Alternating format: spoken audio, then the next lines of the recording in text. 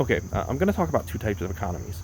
Now, the point of this video is to basically show you the ways that sociology underlies the function of an economy. Okay, so it's basically sociological effects. They determine how an economy functions. Okay, it's not capitalism versus communism. Okay, that's a big that's a big misnomer that people like to throw out there because they don't truly understand what drives an economy. So, what drives an economy? Well, the class consciousness drives an economy. Okay, the magnitude of class consciousness determines how an economy functions. So, basically, there's a spectrum between low class consciousness and high class consciousness, right? And again, it's a spectrum, so it's not like there's a black and white divide here. It blends from low to high. So I'm going to talk about the low end of the spectrum first. Okay, so what happens when class consciousness is low? Well, what happens is you basically see the working class divided amongst each other, right? And they're blaming each other for their problems. And this is where the sociology comes in. They're blaming each other for social problems. Okay, they look at their opposition or people they think are their opposition, and they blame them for sociological, or rather social problems.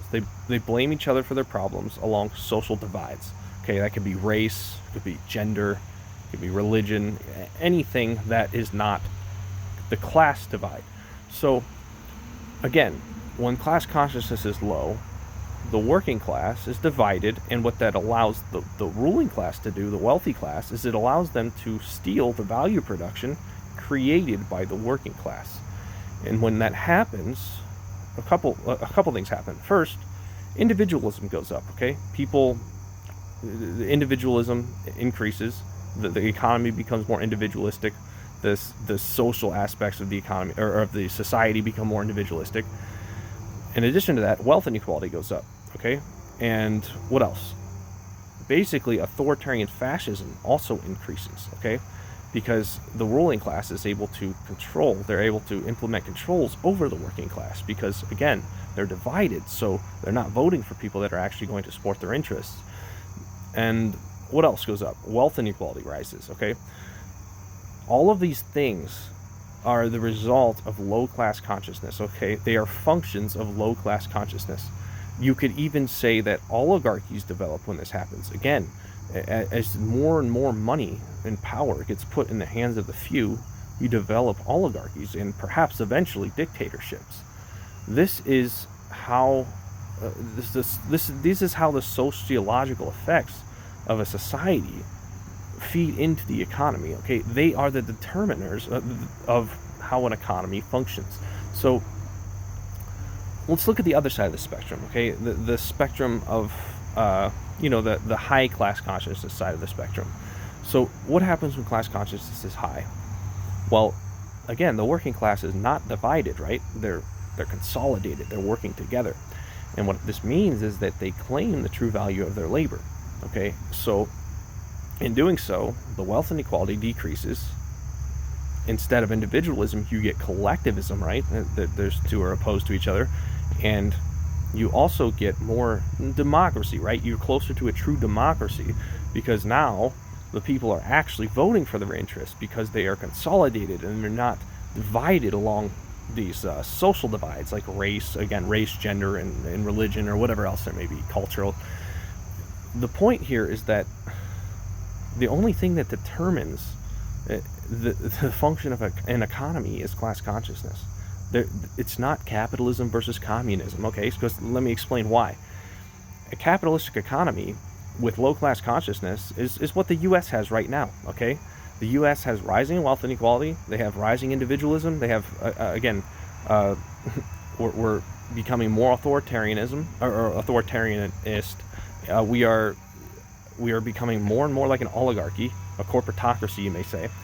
And the reason that is because the government is working with the corporations, right? They're in bed with the corporations. The corporations pay for the the campaign funds of the politicians, and then what happens is the corporations also pay for the advertisements that the media corporations profit from, and then the media corporations profit or prop up the candidates that are going to get into the government and support the profit motives of the corporations. It's a circle of profit, okay, between the media corporations, the government, and the corporations that produce goods and services other than, the dissemination of information. So the media's role in that is that the media controls public perception to a large extent, right? If people listen to the media, and that's where they get all their information, and that's where they get that's where they learn of the people they can vote for in the elections, then they're going to end up voting for corrupt politicians, because the politicians, again, they move into the government, the government, they end up writing policies that benefit the corporations, and then those corporations, they pay for the ad revenue, they buy the ad space in mainstream media. Okay, again, circle of profits. So if class consciousness is low in a capitalistic economy, you basically just have a corrupt government working with corporations and the media. And the result of that is divide and conquer strategies that, again, divide the working class. That's why the class consciousness is low, right? So, on the other hand, if you're taking a communistic economy with low class consciousness, basically the same thing happens, except the media and the means of production are all owned by the government, rather than the government and the media and the corporations working together in the capitalistic economy, right? So you basically centralized the media and the means of production, and you gave that power to the government in a communistic economy. And again, it's probably going to end up corrupting itself, okay? And if class consciousness is low, it's going to corrupt itself, and the end result of that is going to be basically the government stealing the means of production from the working class. So communism and capitalism are effectively the same economic structure when class consciousness is low.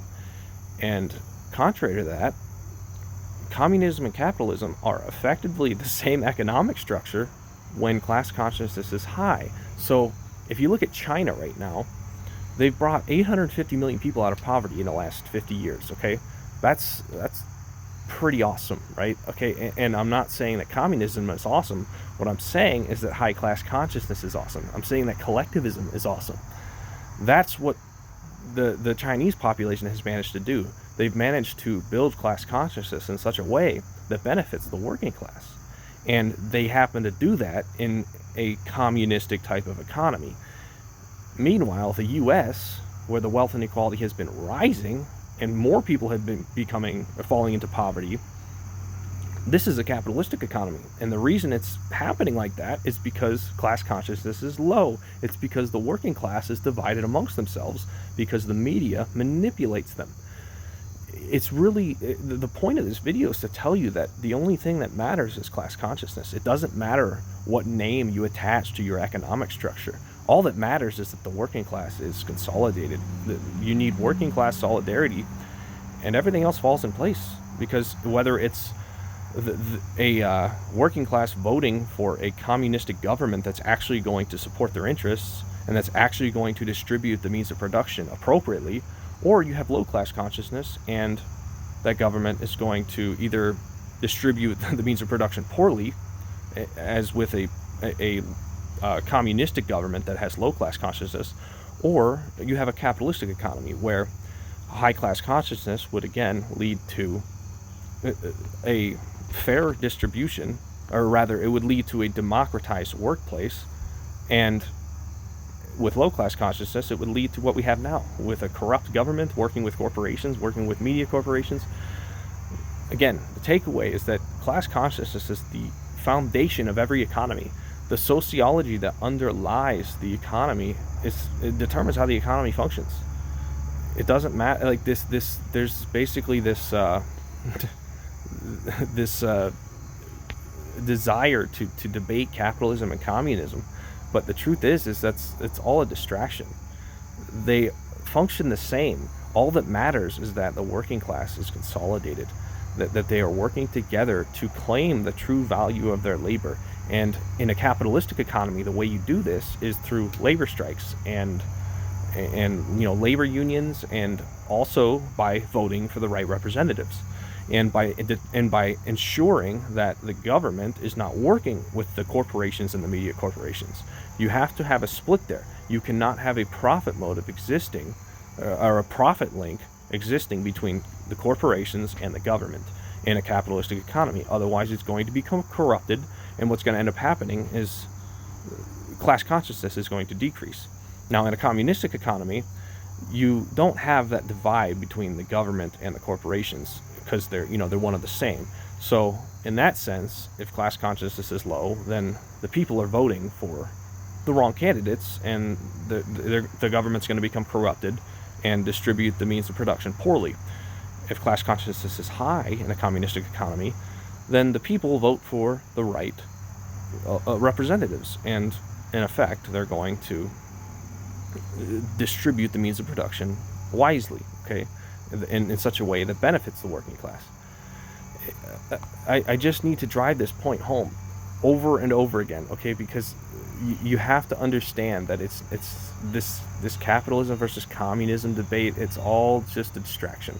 It's all just to make you hate China, and in that process you get distracted from the fact that it's actually your own government who's stealing from you. It's the corporation stealing from you. It's your employer who is stealing from you. And we have these we have these corporate policies, right? Don't discuss your wages with your employees. Don't discuss your benefits packages. This is the worst possible thing that you can agree to. Okay, so I encourage you, talk to your employees about your wages, and then demand fair wages. Demand that your CEOs pay up. Okay, if your CEO's wage goes up 40%, like the UAW, the recent UAW strikes are arguing, and the working class's wages don't go up, there's a fucking problem. Okay, you have to understand that. You have to pay attention to what happens to these CEO wages, and you have to demand that your wages do the same. Otherwise, you're literally just handing over your working efforts. You're handing over the value of your production to wealthy people. We can't allow this to happen. We can't allow class consciousness to diminish like this. It will lead to an authoritarian fascist government. It will lead to oligarchies, corporatocracy, perhaps even dictatorship. We want a democracy, a true democracy, and the only way that happens is in a capitalistic economy, is by building class consciousness so that we vote for the right politicians. And we as a working class also have to, again, we have to ensure that the government is not working with the corporations and the media corporations. The minute that starts happening is the minute that capitalistic economies become that corrupt capitalistic economies become like corrupt communistic economies. There is no difference between the two except the magnitude of class consciousness. Okay, that's all that matters. So thanks for watching.